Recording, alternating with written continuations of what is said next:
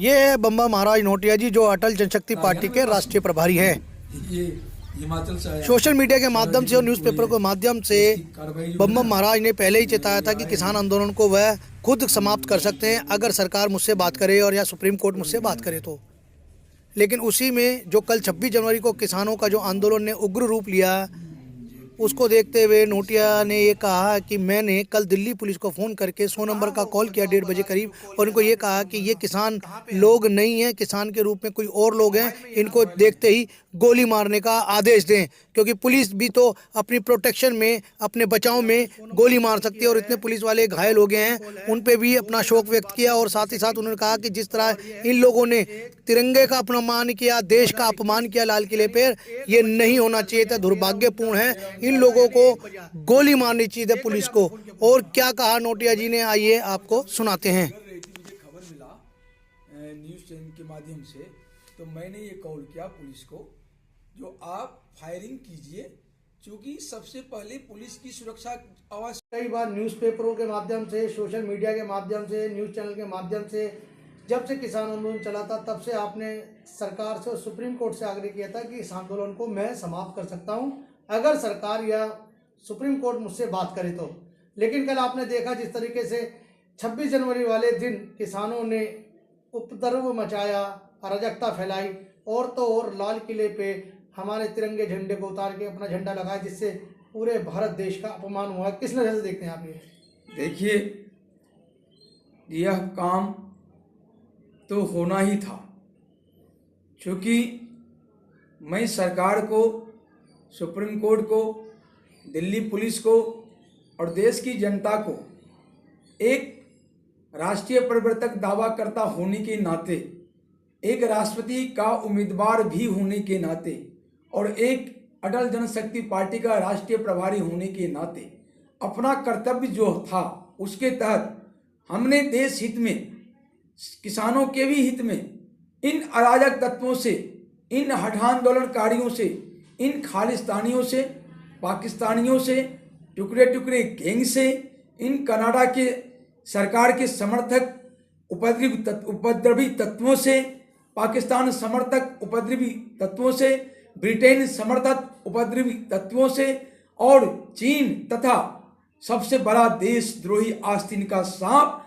कांग्रेस, सोनिया, राहुल, प्रियंका, केजरीवाल, मनीष सिसोदिया, संजय सिंह, इसके बाद ममता जी, अखिलेश, वामपंथी सभी और जितने भी राजनीतिक दल हैं, इन सभी आस्तीन के सांप से देश की सरकार को, देश की पुलिस को, देश की सुप्रीम कोर्ट को पुरजोर अपील भी किया, आग्रह भी किया, पत्राचार भी किया और साफ साफ कहा, जो आप मुझे अधिकार दे दीजिए, मैं इस आंदोलन को 3 से 5 दिन में खत्म कर दूंगा।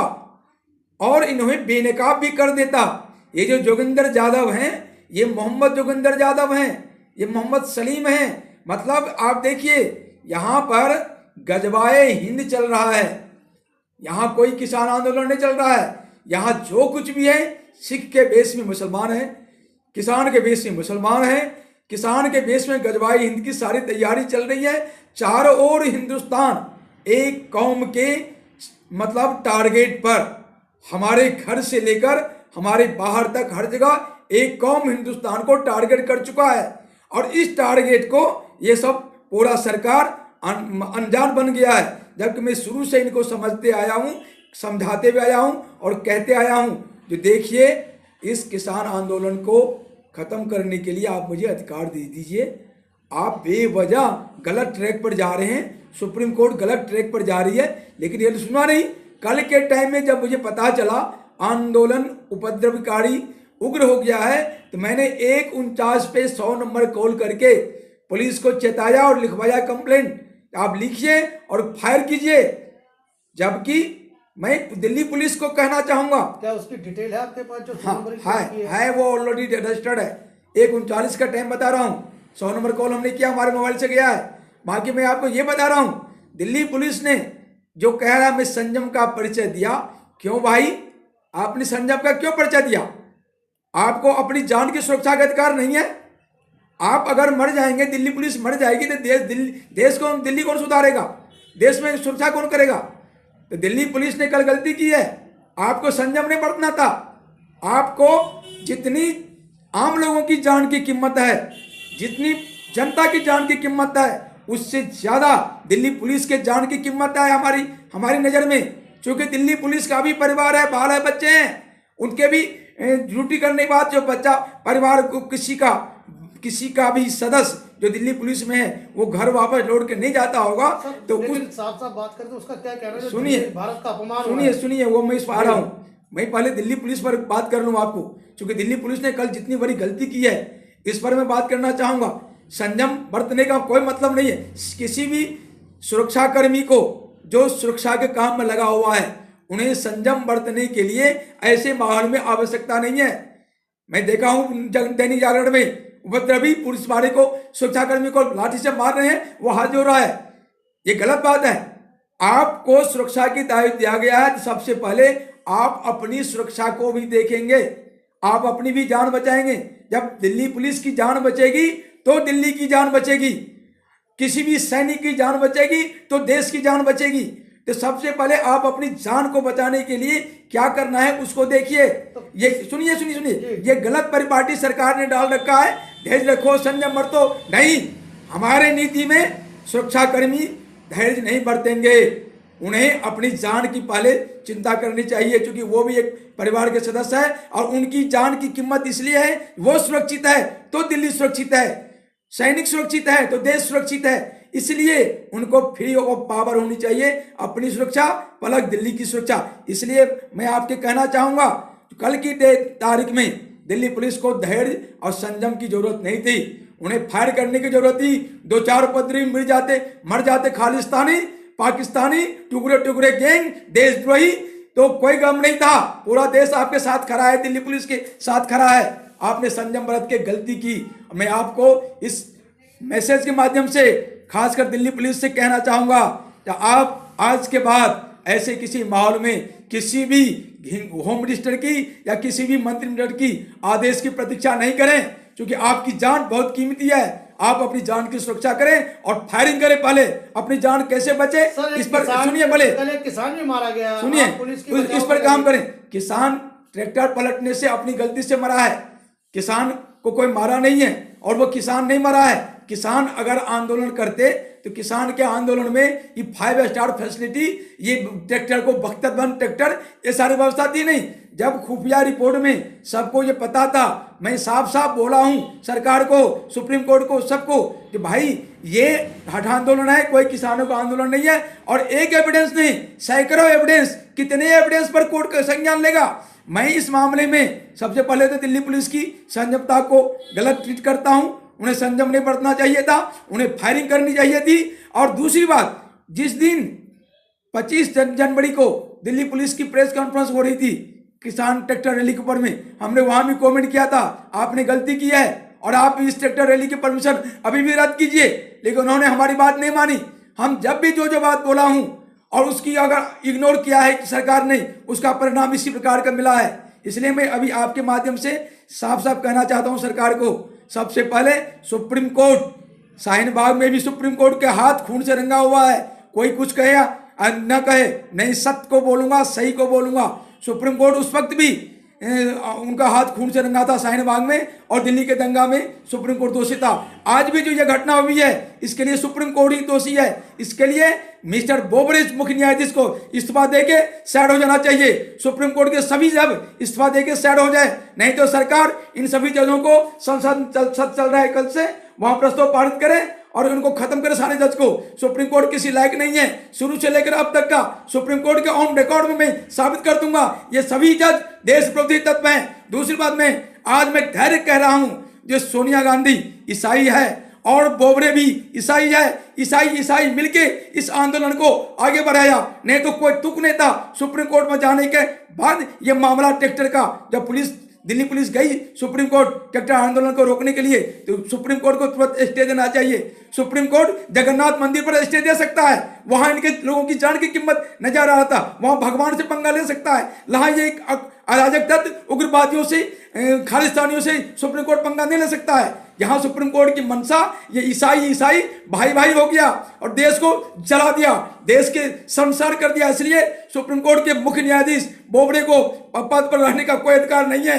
देश की जनता की ओर से अटल जनशक्ति पार्टी तुरंत अपील करता है बोबड़े से जो वो इस्तीफा दे और छोड़ दे सुप्रीम कोर्ट को, और सभी जज जो ऐसे हैं वो सभी नई न्याय व्यवस्था के लिए इस्तीफा दे दे। आपने सब पे आरोप लगा दिए हैं, तो क्या जो किसान नेता लोग इस मूवमेंट को चला रहे थे तो क्या उन पे राजद्रोह का केस नहीं बनना चाहिए? देखिए, किसान नेता लोग इस मूवमेंट को, किसान नेता तो कोई था ही नहीं, ये सरकार को पूरा पता था। ये जो भी थे सब टुकड़े टुकड़े गैंग के आदमी थे, देशद्रोही थे। अरविंद केजरीवाल ऐसा देशद्रोही, दिल्ली में अरविंद केजरीवाल जैसा देशद्रोही बैठा हुआ है, ये सऊदी अरब से गाइड होने वाला, ये तो दिल्ली को चला दिया। ये जैसे दिल्ली में बैठा फरवरी में इसने सैकड़ों को कटवा दिया, दोबारा ये बैठा तो वाईफाई की सुविधा सारी फैसिलिटीज इस उपद्रव को इन्होंने पहुंचाया। तो दिल्ली को जलाने में सबसे आगे तो ये केजरीवाल ही है, उसके बाद इनका सहयोगी कांग्रेस, ये जो इटली का परिवार है। केजरीवाल जी कहते हैं कि जो होम मिनिस्ट्री के अंडर में पुलिस है, मेरे अंडर में नहीं। मेरे अंडर में, तुम्हारे अंडर में वाईफाई है, तुम्हारे अंडर में उसको उपद्रवियों को पालने पोसने का पावर है। तुम्हारे अंदर में क्या है केजरीवाल? अगर सरकार में नहीं होता केजरीवाल तो तेरे को अंदर करके घुसेड़ दिया रहता, जब जिस दिन दंगा हुआ था उसी में, और तेरी सरकार बर्खास्त कर दिया रहता। मैं इसलिए तो कहता हूं इनको, सरकार को, जो मुझे पावर दो, मैं अभी अधिकार दो, मैं इस आंदोलन को खत्म करता हूं। मैं सीधे हरियाणा सरकार बर्खास्त करता, केजरीवाल सरकार बर्खास्त करता, अमरिंदर सिंह सरकार को, तीनों को बर्खास्त करता। उसके बाद मैं इस आंदोलनकारियों को देख लेता कैसे ये आंदोलनकारी हैं। इसके बाद ये सोनिया दुनिया जितना जो भी है, जितने उपद्रवकारी टुकड़े गए सबको अंदर अब तक घुसेड़ दिया रहता। मैंने बर्दाश्त करता किसी को। मैं इसी स्थिति, तिरंगा का अपमान, लाल किला फतह जो कांग्रेस बोल रहा है, लाल किला फतह, ये बर्दाश्त नहीं करता मैं इसको। मैं एक प्रशासनिक व्यक्ति की तरह मैं सम्राट अशोक का वो रूप लेकर चलूंगा। अभी मैं जैसे सम्राट अशोक ने अपनी ईरान तक भारत की सीमा को ले गया था, मेरे अंदर में भी वही खून खौल रहा है। मैं चल रहा हूं इनकी हरकत से देख के, मैं सोच नहीं पा रहा हूं आखिर ये गवर्नमेंट जो 130 करोड़ को साथ लेकर चलना चाहती है वो मुझे इग्नोर क्यों करता है? हर ऐसे मौके पर मुझे क्यों उपेक्षा करता है? ये एडी को ये पार्लियामेंट में घुसेड़ देगा, संसद सदस्य बना देगा। एडी गोरियोस को एक सुप्रीम कोर्ट एडी गोरियो आदमी को कमेटी में बना दिया। क्या हुआ कमेटी से? सुप्रीम कोर्ट लोगों को पागल मत बनाए, देश की जनता को बेवकूफ मत बनाए। ये सारा खेल हुआ है सुप्रीम कोर्ट के, ड्यू टू सुप्रीम कोर्ट। इसके लिए पूरी तरह सुप्रीम कोर्ट जवाबदेह है और उसके बाद सरकार भी जवाबदेह है। सरकार पूरी तरह जवाबदेह नहीं है, सरकार की दोस्त अठन्नी है, लेकिन सुप्रीम कोर्ट का दोस्त 100% है। उनको रोकना चाहिए था ट्रैक्टर रैली को। जब ये जगन्नाथ रैली रोक सकते हैं तो ये ट्रैक्टर रैली यहां इनको रोकना था। दिल्ली पुलिस को जवाबदेही नहीं देनी चाहिए थी। दिल्ली पुलिस को जवाबदेही देके इसने इस स्थिति को पैदा किया तो सुप्रीम कोर्ट ने। आज मैं दावा के साथ कहता हूं, वैसे मैं पहले भी बोल चुका हूं, आज फिर दोहरा रहा हूं, इस देश की जो ढकोसला कानून व्यवस्था 26 जनवरी 1950 को लागू किया गया था, ये कानून व्यवस्था ही नहीं थी, अंग्रेजों की व्यवस्था की ही कॉपी थी, उसको भी लागू किया गया।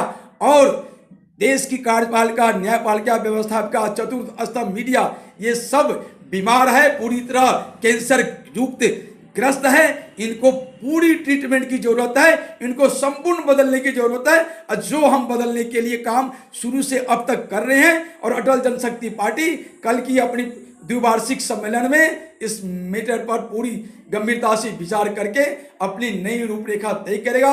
नई कानूनी व्यवस्था, नया गणतंत्र दिवस मनाने की व्यवस्था। ये गणतंत्र दिवस अपवित्र हो गया।